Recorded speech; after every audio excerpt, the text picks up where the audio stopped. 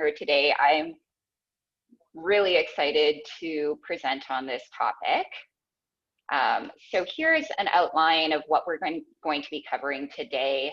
I'm going to start off with an introduction, then share my own personal experience of growing up with a grandmother with dementia, talk a little bit more broadly about how youth might adjust to having a loved one with dementia, then go through some of the online resources that are out there, and finally end with some concluding remarks and leave time for some questions.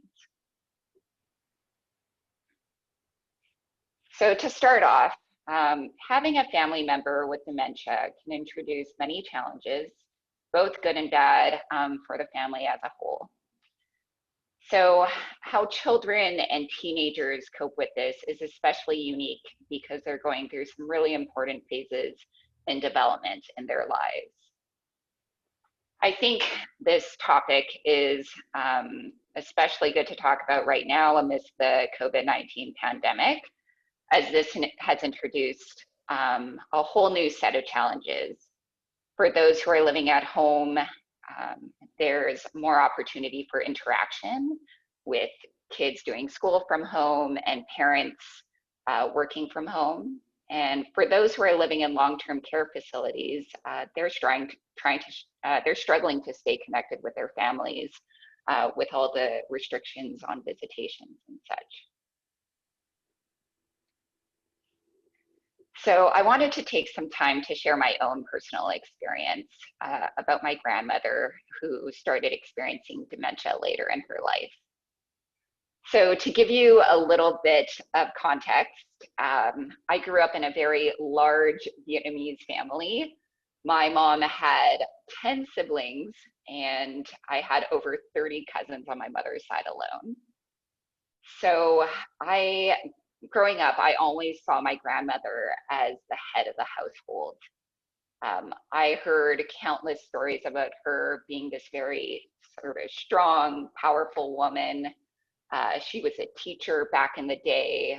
She gave birth and raised 11 children, protected them during a war, and brought them all over to North America in a safe manner.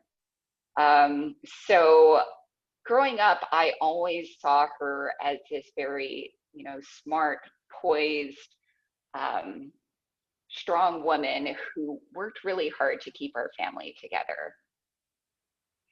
So you can imagine that when she was diagnosed with dementia, this was a huge change for me.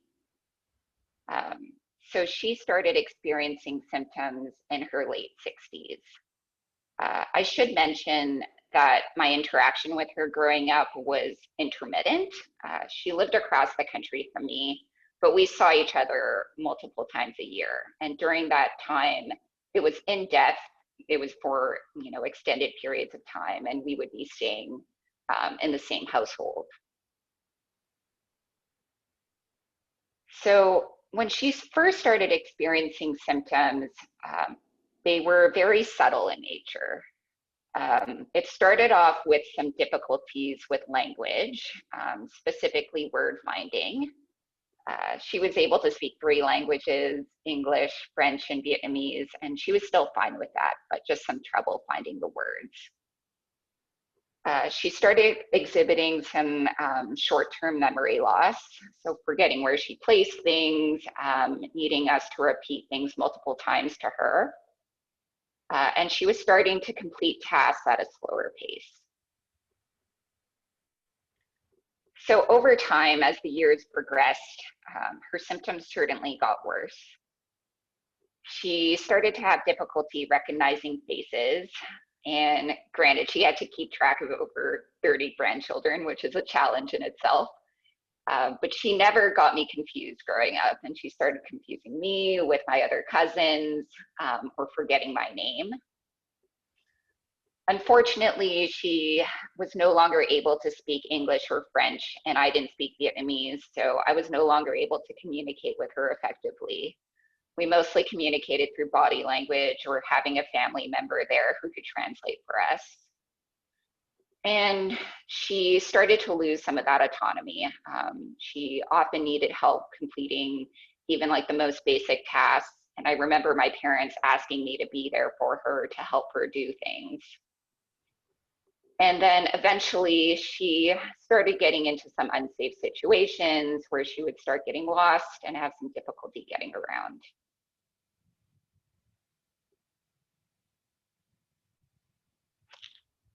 So this next slide sort of depicts how my emotions evolved as my grandmother's disease progressed.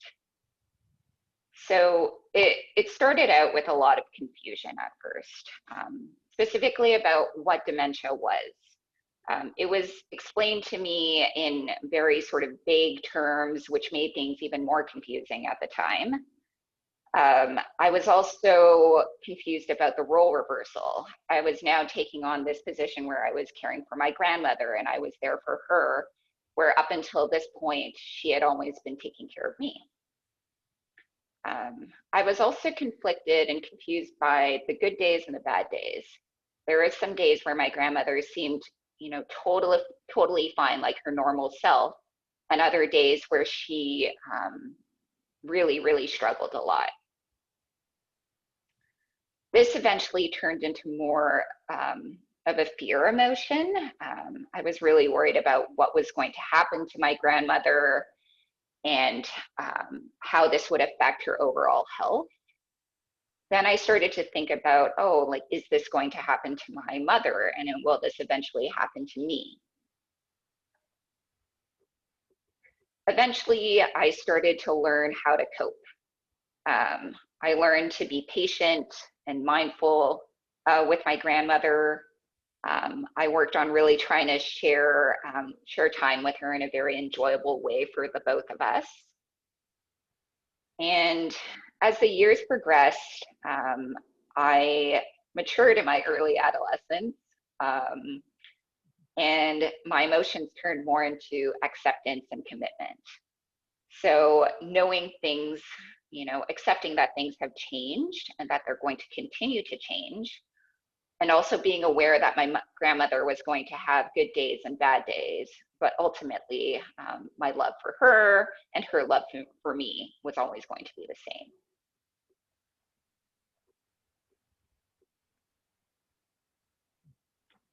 So looking back on my own personal experience, I've had the opportunity to really reflect on what was done right and what could have been done better.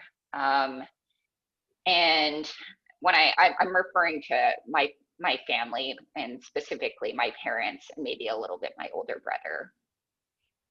So things that were done right.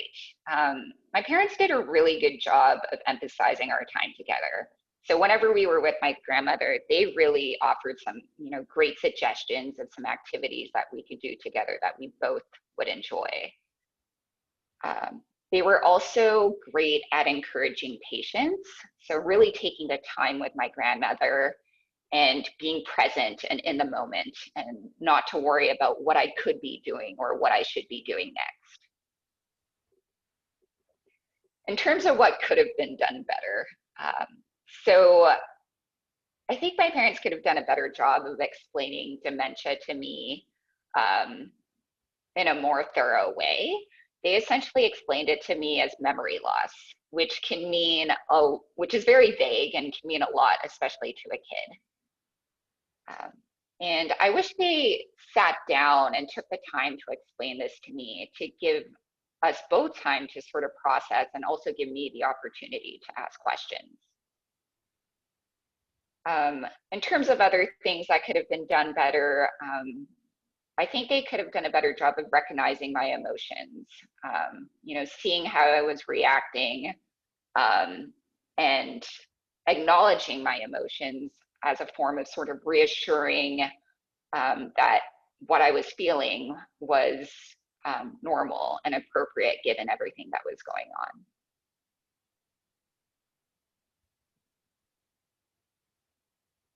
Okay, so next, I wanted to talk about how youth might adapt to having a loved one with dementia. And I wanted to do this by relating it to the stages of development. So Erik Erikson, he was a psychologist, and he was known for his theory on psychosocial development. And this is displayed here in this image. So he believed that personality was developed in a series of stages, each with a point of conflict that serves as a turning point in development. So I'm really only going to focus on preschool, school age, and adolescence, since for the sake of time and since these are the most relevant for our presentation today. So during the preschool years, the conflict is initiative versus guilt. So at this point, the child actually wants to start being involved and taking the lead. Up until this point, they've been entirely dependent on their parents. So they might actually really want to be involved in the life of the person with dementia. And so this is why sometimes when that person is angry or upset, the child might react strongly and actually put some of that blame on themselves. Next is school age, and the conflict here is industry versus inferiority. So during school age, this is when the child enters greater society beyond their family for the first time. So it's really exciting. They develop a sense of pride in their social abilities and become very motivated to build friendships. And if they fail, they might feel inferior or develop low self-esteem. So they might become so focused on developing relationships with kids their own age that they start neglecting relationships with their family members, such as the person with dementia. And next is adolescence. And the conflict here is identity versus role confusion. So as we all know, there is a lot going on in adolescence. Teens start to explore their independence, which is a good thing and a bad thing. And they start to develop a sense of self. They might also start exploring roles that they might occupy as an adult by getting jobs. And when they struggle with this, they might feel really confused. So relating this to dementia, at this point, because the adolescent is matured, they might actually be taking on more of a caregiving role for that family member. And I think it's just important to keep in mind that this can sometimes be a lot for a teenager who's already struggling with role definitions at this stage in their life.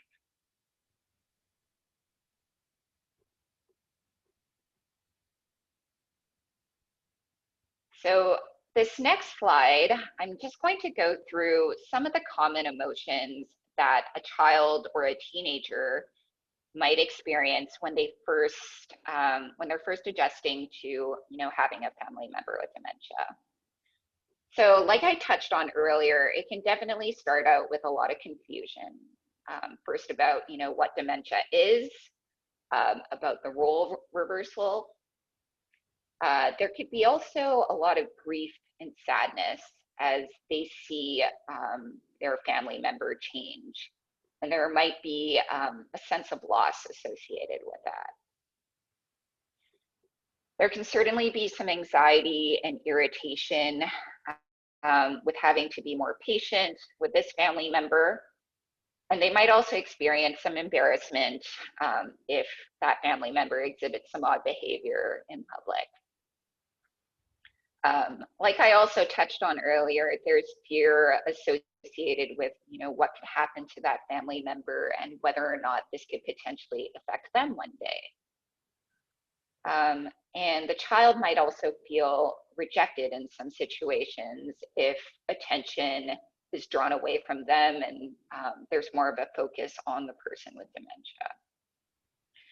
So it's not all bad. I want to stress that there's definitely some positives. Studies have shown a ton of positive outcomes in kids who grow up with family members with chronic illness. One of that is developing a very special sense of connectedness with that person. Through this, they gain a lot of maturity and greater assertiveness. They can also develop a great sense of pride and identity by having a family member with dementia and being there for them. They develop some really great coping skills and also learn how to have and display greater empathy. It's been shown that a lot of kids who grow up with family members with chronic illness actually end up in a career in healthcare.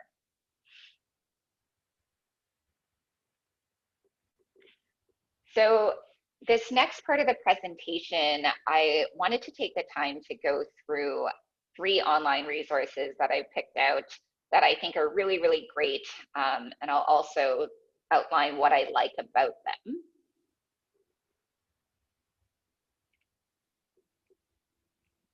So to start off, of course, the Alzheimer's Association website. They have a webpage dedicated for youth, and they've nicely broken it down for both kids and teenagers. And what I like most about the Alzheimer's Association resource page is their parents guide. So they have it in PDF format, so it can be easily printed out. And what I love the most about this guide is the common question section. I really wish my parents actually had this section. So this is a great place. It's a great starting place for parents to figure out ways that they can answer the common questions that they might get from their kids. So I think a lot of the times parents might be caught off guard when they first encounter these questions, and so they might stumble a little bit. So I think these answers serve as a good framework and certainly a good starting place for them.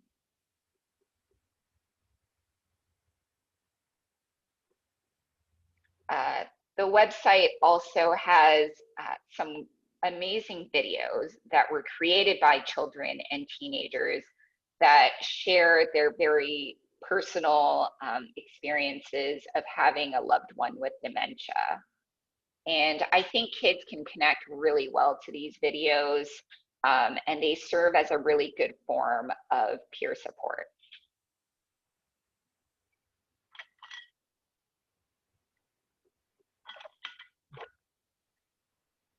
All right, so this is all on the Alzheimer's Association website. Next is the Alzheimer's Foundation of America. And their resources are mostly targeted for teenagers. And they have this wonderful Alzheimer's Awareness College Scholarship Essay Contest every year. And it gives teens the opportunity to share in written form how Alzheimer's has affected themselves, has affected their family, and their greater community. And they give out a grand prize of $5,000 every year to the winner to be used towards post-secondary education, which is great. They also encourage teenagers to continue their efforts into their university years. So it encourages teenagers and young adults to take on more of a leadership role and raise awareness about Alzheimer's and how it affects family members and the greater community.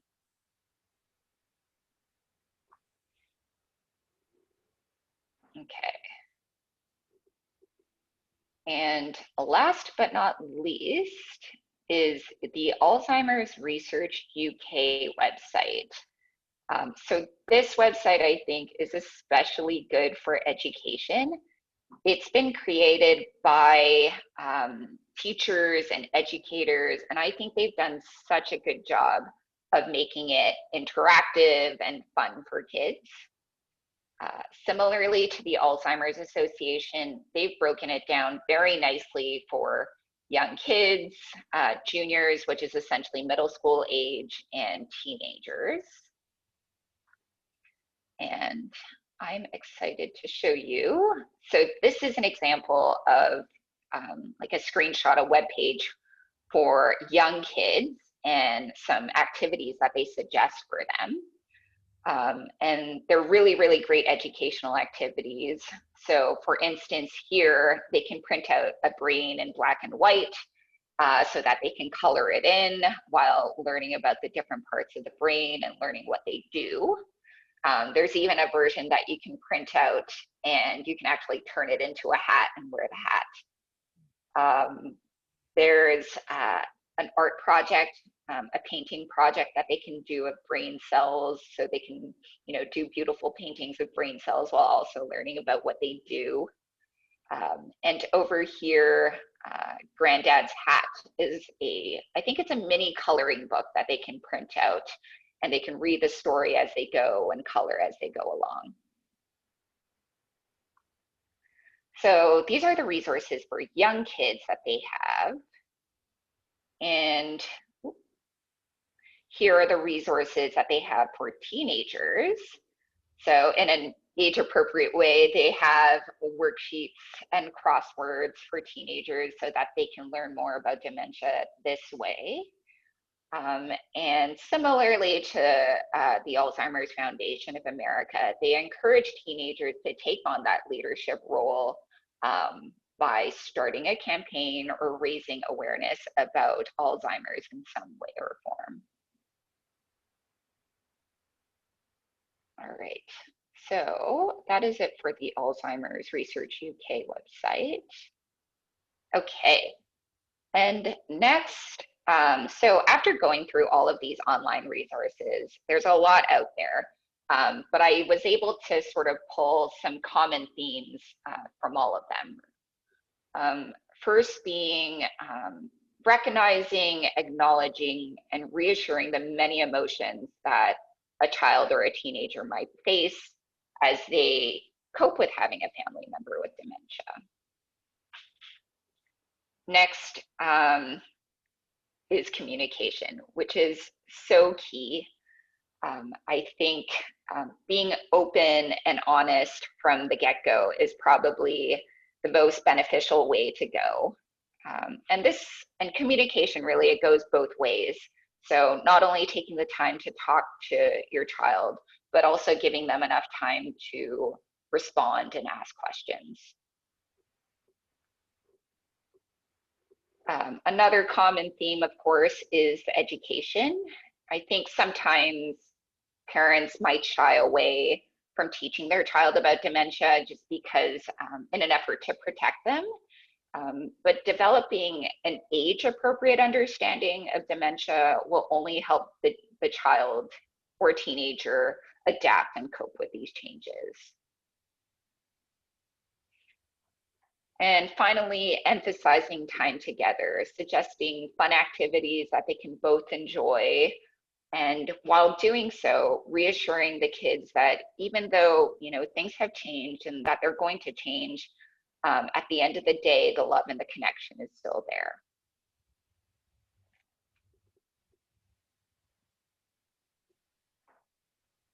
So next, I want to put in a plug for this awesome Ask About Alzheimer's peer support group, which I'm very excited for.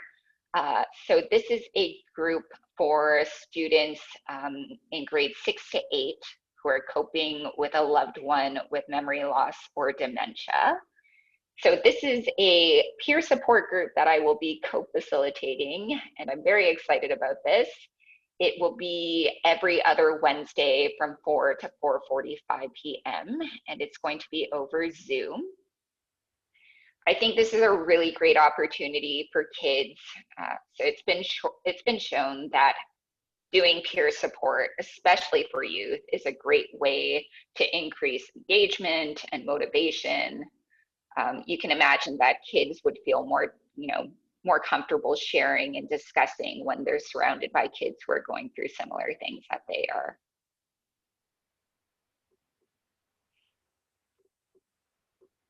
Okay, and finally, I just want to do some concluding remarks.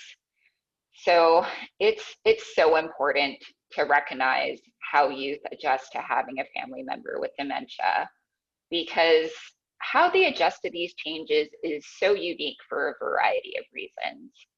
They're going through very important stages of development in their life. And their ability to fully understand dementia is actually quite limited by, their educational level, but also their emotional maturity as well. And even among youth, there's so many different ways that a child or teenager may react to these changes. There's going to be some positive and negative reactions, and it's nice to be aware of them. But thankfully, there's some really wonderful resources out there that have been created and targeted for youth that give them the opportunity to learn, to cope, and to connect with each other and even raise awareness.